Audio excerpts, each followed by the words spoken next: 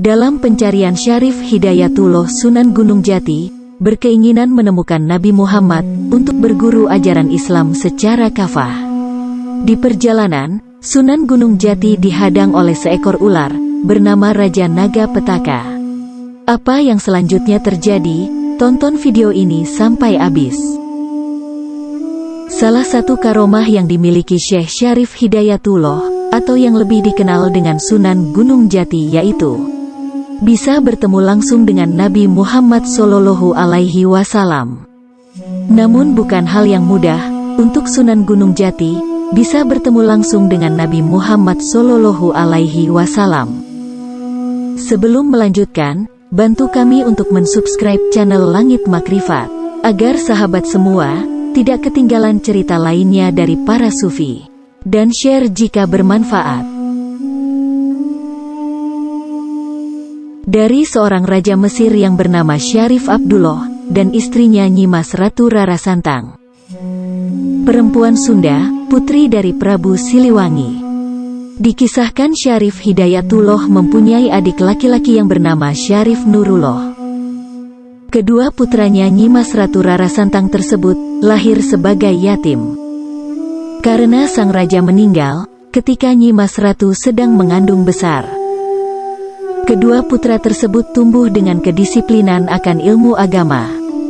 Hingga penduduk Mesir pada saat itu merasa bangga akan budi pekerti dan kemampuan ilmu agamanya yang begitu tinggi.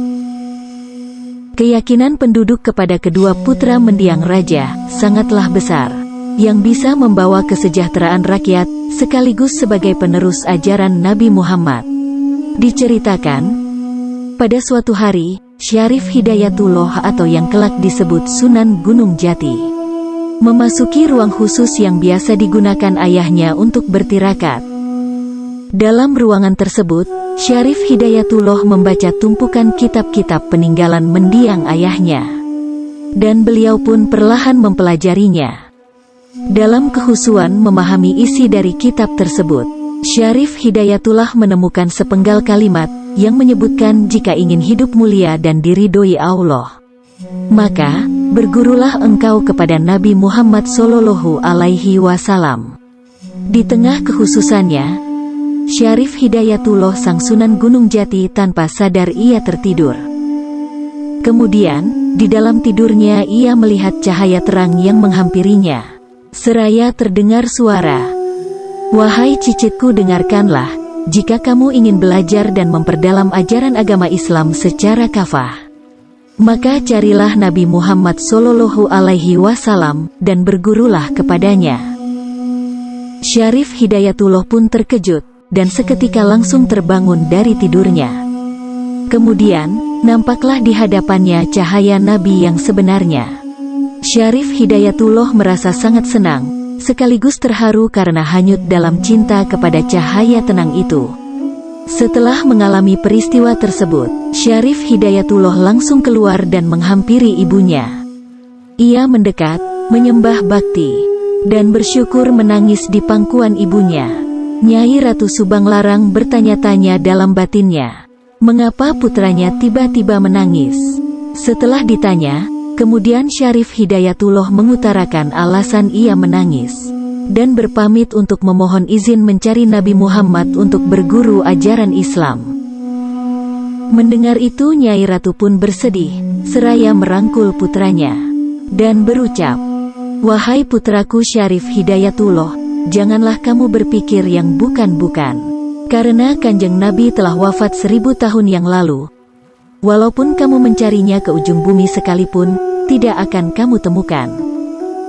Sebaiknya kamu segera menikah, dan diam di istana ini untuk menjadi raja, meneruskan tahta ayahmu." Namun Syarif Hidayatullah Sunan Gunung Jati tetap dalam keyakinannya, dan mohon kepada ibunya, agar memberikan restu untuk dapat berkelana mencari Nabi Muhammad Sallallahu Alaihi Wasallam. Melihat keteguhan hati dan tekad putranya yang sangat kuat, meski berat hati, akhirnya Kanjeng Ratu pun mengizinkannya. Syarif Hidayatullah memulai pencariannya, diawali dengan pergi berziarah ke makam Nabi Musa alaihi salam. Kemudian dilanjutkan ke makam Nabi Ibrahim alaihi salam. Namun dari keduanya, Syarif Hidayatullah Sunan Gunung Jati tidak mendapatkan petunjuk. Setelah itu ia menuju ke makam Nabi Muhammad di Madinah. Namun, tetap saja belum juga mendapatkan petunjuk. Dalam keresahannya, kemudian Syarif Hidayatullah Sunan Gunung Jati bertirakat di makam Nabi Muhammad.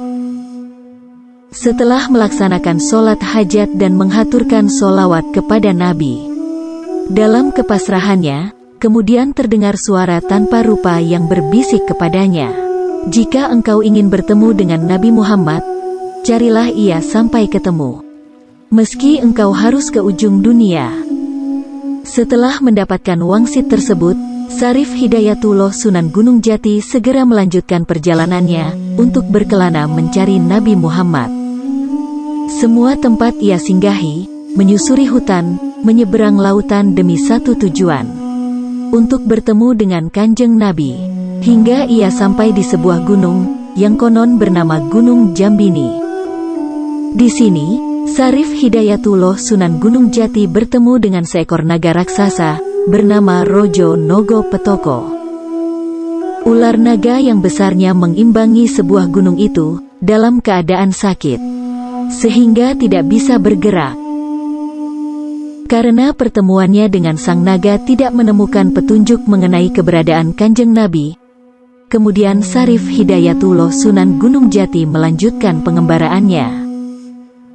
Namun sebelum pergi, sang naga memohon kepada Syarif Hidayatullah Sunan Gunung Jati untuk bersedia menyembuhkannya. Karena penyakit atau kutukannya itu hanya bisa disembuhkan oleh seorang alim, yang ciri-cirinya sama dengan Syarif Hidayatullah Sunan Gunung Jati. Mendengar itu kemudian Syarif Hidayatullah Sunan Gunung Jati pun bermunajat.